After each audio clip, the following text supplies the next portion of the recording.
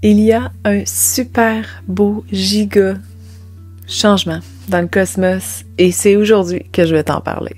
By the way, si t'aimes les étoiles, l'astrologie, pense à t'abonner parce que justement, j'adore en parler. J'adore quand vous m'écoutez parce que ça fait en sorte de voir comment vous pourriez l'appliquer dans votre vie puis ça fait en sorte qu'on peut tous prospérer dans un esprit collectif conscient.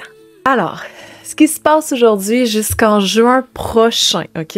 Jupiter va se retrouver en Cancer. Ça fait 12 ans que Jupiter s'est pas retrouvé dans cette énergie-là, puis ça amène vraiment un très bel esprit collectif et auquel on va aller prendre de la croissance et de l'expansion autrement.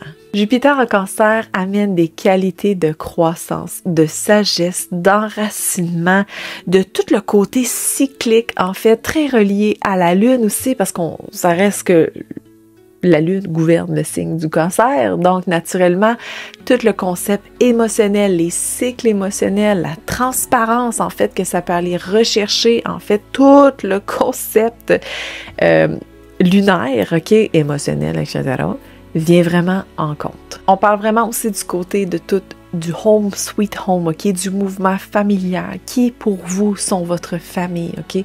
Parce que l'esprit collectif, ça fait 12 ans que ça n'a pas été là, donc Jupiter veut venir rassembler les liens, veut venir créer les liens, veut rassembler la famille aussi, donc quand on en prend compte, on peut vraiment aller chercher quelque chose qui est prospère, puis quelque chose qui est beaucoup plus amplificateur, en fait, pour soi, OK?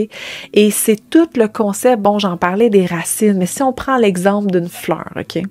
Jupiter, dans son passage pour toute la prochaine année, va vraiment amener le côté, en fait, gratifiant et positif sur nourrir sa fleur, OK? Et l'objectif, mettons, là, OK? L'objectif principal, c'est d'avoir une fleur qui est magnifique, OK? Qui est belle, qui est en santé, puis on aime tout ça.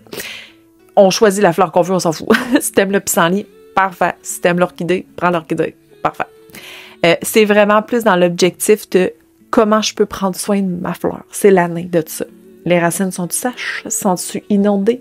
Sont quoi? Qu'est-ce qu'ils ont besoin? De l'engrais? Tu vas pouvoir aller chercher. Tu vas aller tisser des liens avec tout ce qui pour toi est le mouvement familial et ce qui fait en sorte que tu vas aller créer ton home sweet home. Et c'est très relié à la maison, donc ça se peut qu'il y ait du mouvement au niveau des foyers, OK, de la maison familiale ou tout ça. C'est très concret, là, OK, aussi. Ça veut pas dire que tout le monde va déménager, hein, parce que entre toi et moi, ça va être intense. Mais c'est plus dans le concept de créer le mouvement dans sa maison, même si on n'est pas dans la maison. De se sentir chez soi, peu importe où on va. C'est beaucoup ce qu'on va aller créer en général. Donc, comme je parlais, Jupiter crée l'expansion puis la croissance en général. Donc, dans ce passage-là, c'est que ça va aller chercher tout le concept de l'expansion familiale, OK? Comme peu importe qui tu considères peut devenir naturellement ta famille, on s'en fout, OK? C'est ça qui vient vraiment important. Mais c'est tout le côté émotionnel rattaché à ça.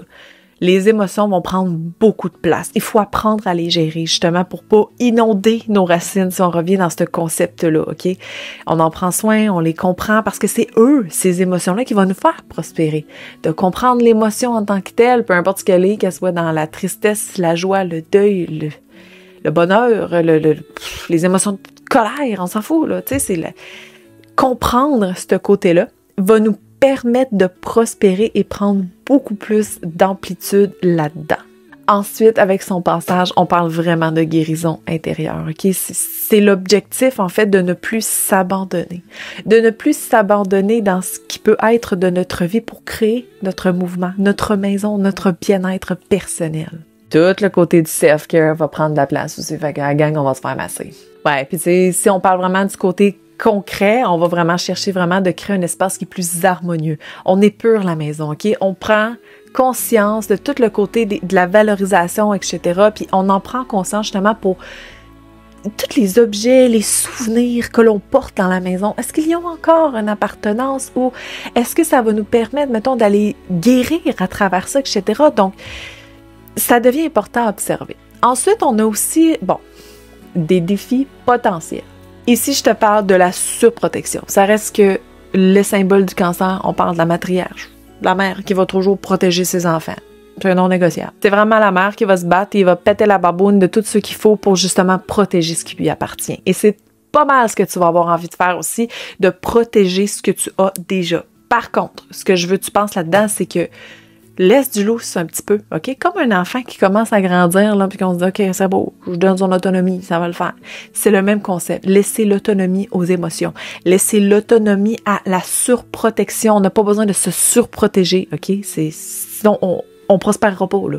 Si on surprotège des sphères de notre vie ou burn-out, là, ça le fera pas. On parle de dépendance émotionnelle aussi. Ça reste que le cancer, il tisse des liens. Il tisse des liens vraiment serrés. Puis ça peut faire en sorte que justement, on étouffe, on contrôle les émotions. Il faut faire attention à ne pas contrôler les émotions, par concept dépendance émotionnelle. Donc, je le nomme ici, tous ceux et celles qui ont une tendance plus à être dans la dépendance émotionnelle, ça va être quelque chose que vous allez devoir travailler, OK? D'abandonner certaines parties de ça pour bien comprendre le concept de ça et ensuite l'appliquer vers autre chose. Parce qu'en fait, ça vous restreint, ça ne vous fait pas prendre de croissance au niveau de vos racines. Et oubliez pas, on veut fleurir, il y a la fleur et tout, mais c'est parce qu'on n'est pas obligé d'en avoir juste une, on peut en avoir 50. Là. Donc, c'est vraiment d'aller voir, OK, comment je peux faire prospérer mes racines, en prendre soin, pour avoir plus de fleurs dans ce que je veux, moi, dans ma vie personnelle. Un autre défi potentiel, il y a l'excès de confort, OK? Ça reste que c'est le home sweet home, donc on peut être très bien chez soi, très bien dans son énergie, dans son bonheur, dans tout ça. Eh bien, il faut faire attention parce qu'on peut être vraiment trop dans ses pantoufles, trop dans sa zone de confort et on ne voit plus ce qui se passe autour de nous. On peut se dire, OK, c'est la seule chose qui est bon pour moi, au final, il faut aller voir autre chose. Jupiter veut élargir ses horizons. Donc, il faut enlever nos œillères dans les sphères de notre vie où on est trop dans notre zone de confort parce qu'on ne veut pas trop vivre d'émotions qui vont nous déstabiliser.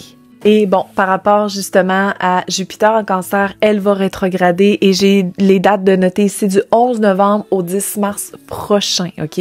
Bon, on le note, OK? Jupiter va rétrograder, guys.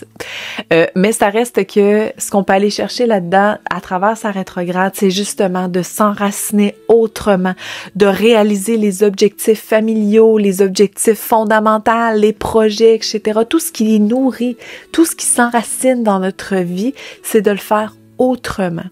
Ça reste qu'un Jupiter en Cancer rétrograde. Je vais te refaire une vidéo rendue là. Je voulais juste faire un petit apogée, là.